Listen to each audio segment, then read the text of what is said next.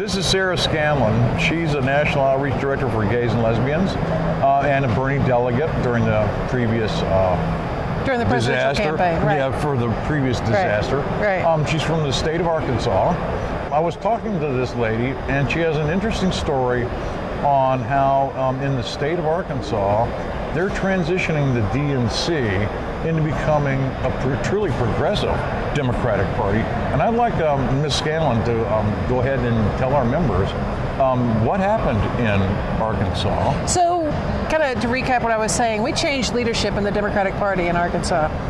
And we tried really hard to bring in and build inclusion around those people that were active on the Bernie campaign in the state. So we encouraged them to run for office. We encouraged them to become leaders within their county parties and their county delegations.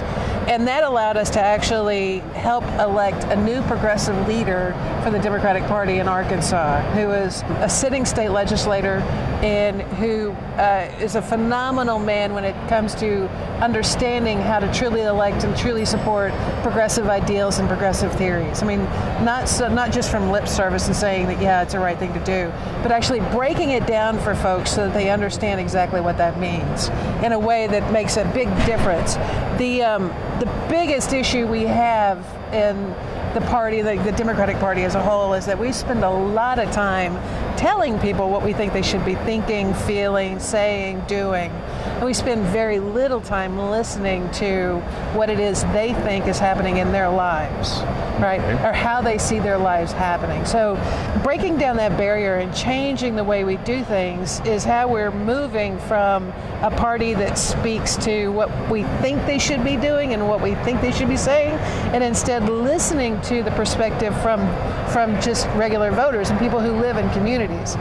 Arkansas is a collection of very small towns, and it's a collection where, and it's a place where most of the major decisions are made in the communities, at the diners, at the grocery stores, in those simple conversations that we have on a regular basis. Sounds like small New Mexico. It is small town. Exactly like small town New Mexico, right? Mm-hmm. And when you truly understand how people are impacted in their daily lives by the things that are being discussed on a national and state level, and when you get people talking about that, not telling them what they should be thinking or saying or hearing or feeling, but actually listening to and bridging for them the things that are going on and helping them make the connections. Mm-hmm. It's amazing what you see, right?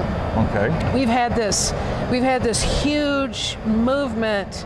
Well, let me just back up and say that Arkansas for years was a blue state. It was considered to be a blue state. We had Dale Bumpers, a great progressive senator. We had Mark Pryor. We had David Pryor.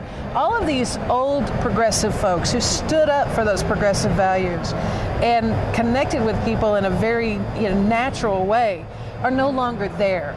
And we've moved away from having that progressive thought in mind to having to those people that actually were identified as Dixiecrats moving out of the Democratic Party into the Republican Party and making room for real progressives to be engaged in the Democratic Party in Arkansas. And that's changing things dramatically.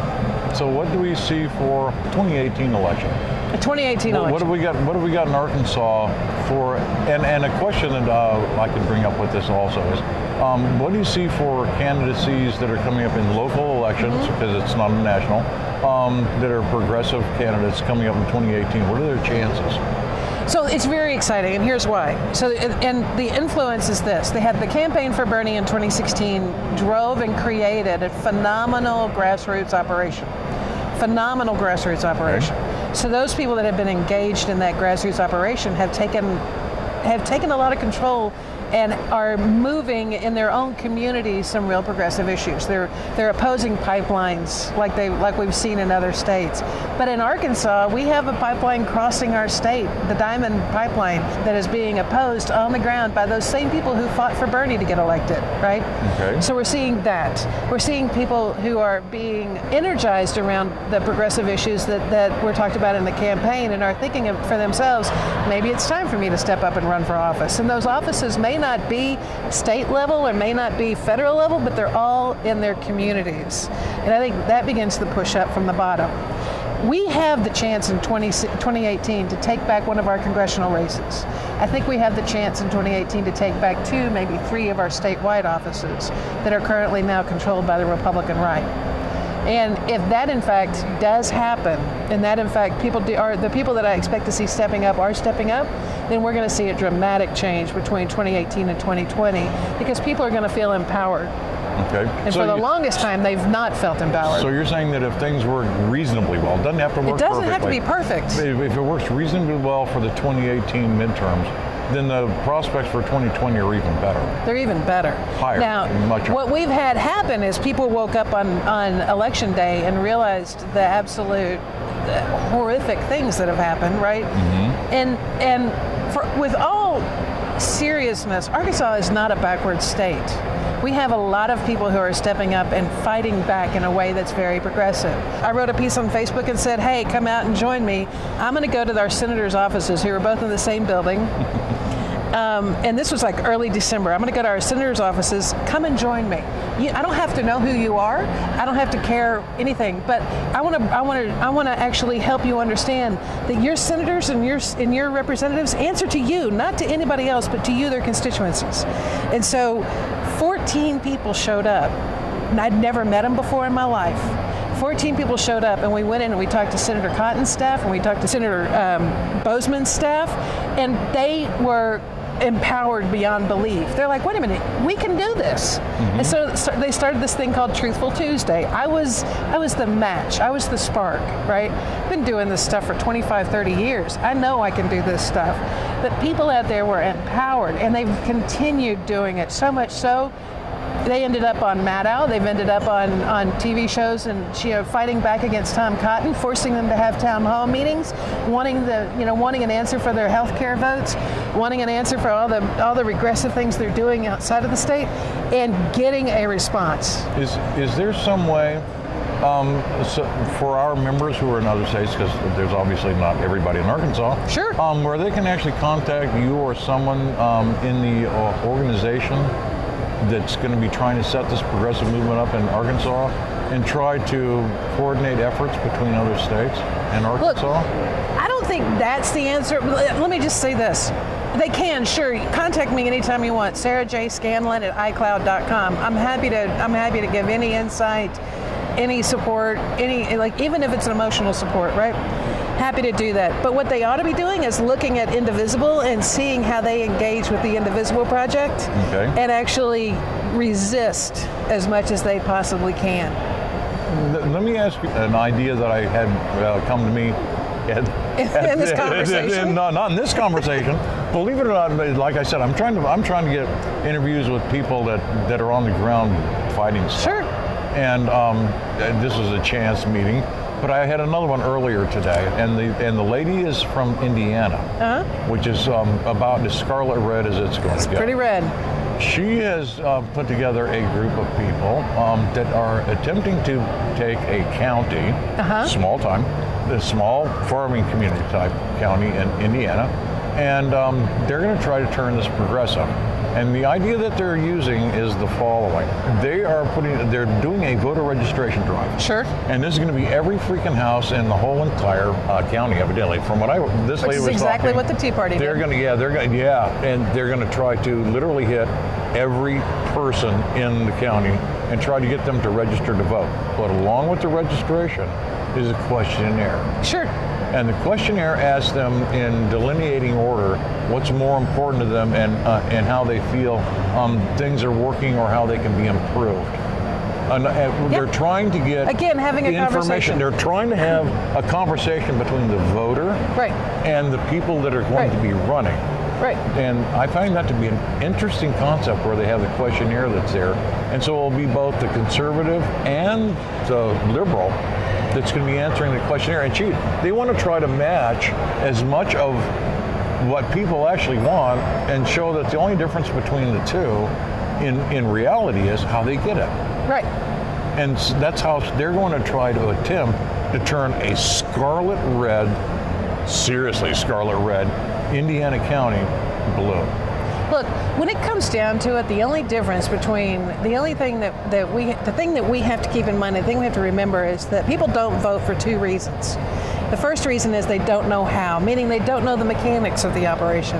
They don't know that when they enter they go into a booth, they check in, does somebody check, like, there's the process is what's keeping them from doing it. And that's state level, right? Right, that's state level. Sometimes it's county level. At all else, at least the path of least resistance is no action whatsoever. So that's what people do. So if you can break down for people how they actually vote, that's one hurdle. The second hurdle is making a connection between a person like yourself and myself and the issue or the candidate that's running for office. Okay. All right, and bridging that gap and building the trust, right? Each of the voters. Right, and building the trust, and you do that by having those conversations, not by telling them what they should be thinking or doing or feeling or asking them. But you what they have want. to actually get them to come to you, and then you have to have them understand that. Well, this is why I'm doing what I'm doing, right? How much do you think the second part of this, instead of having the Democratic Party telling people and forcing candidates on people, which I think has been happening rapaciously since the 70s for sure. How much do you think that secondary part actually influences the drop in number of votes? Tremendously. More than the first, more than the mechanics of the actual voting. Yep, because people will know how to vote, but if you don't make that connection as to who the person is that they should be supporting, or what their relationship is, or how it impacts their lives, they don't take the action because there's no need for them to. Okay, so how about let's take your second part one step further. Okay. Because you obviously have a lot of experience at this.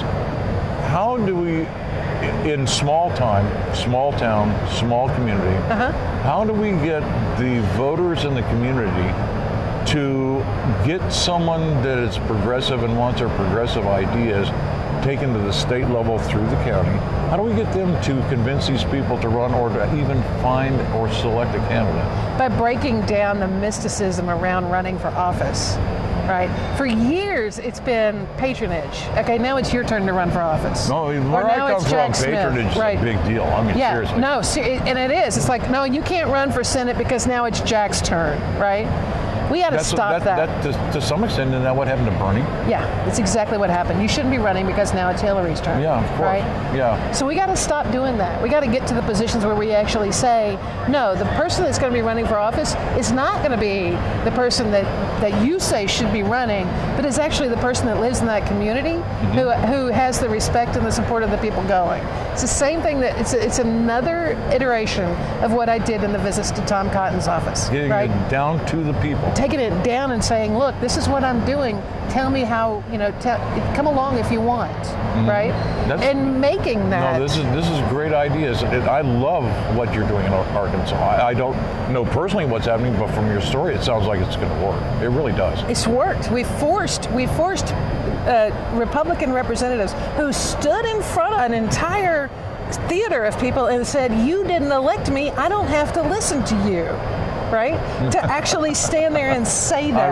I remember that, yes. And so when you hear somebody saying, you didn't elect me, I don't have to listen to you, my visceral response to that is, can I cuss on this? Somebody freaking elected you, right? Not only did I... Can you cuss on? Yeah, you can cuss all you want to. So hell no, I didn't vote for you, and this is why. I thought you were going to cuss. Sorry. Well, yeah, okay, that's fine. No, we're a pretty progressive site, seriously. And right, but to say the hell you don't represent me is another thing altogether. Sometimes in blue words just sort of like slip out, and then everything's cool, right? So you were mentioning when we first started talking on this, there was a division, I think. What were you talking about there? A division? You mean a division between? No, there was a section where you mentioned it was where we were fighting the division, and everybody does this, and it was an organization or something that they could. When they were first starting, I was asking about contacting you. And then you...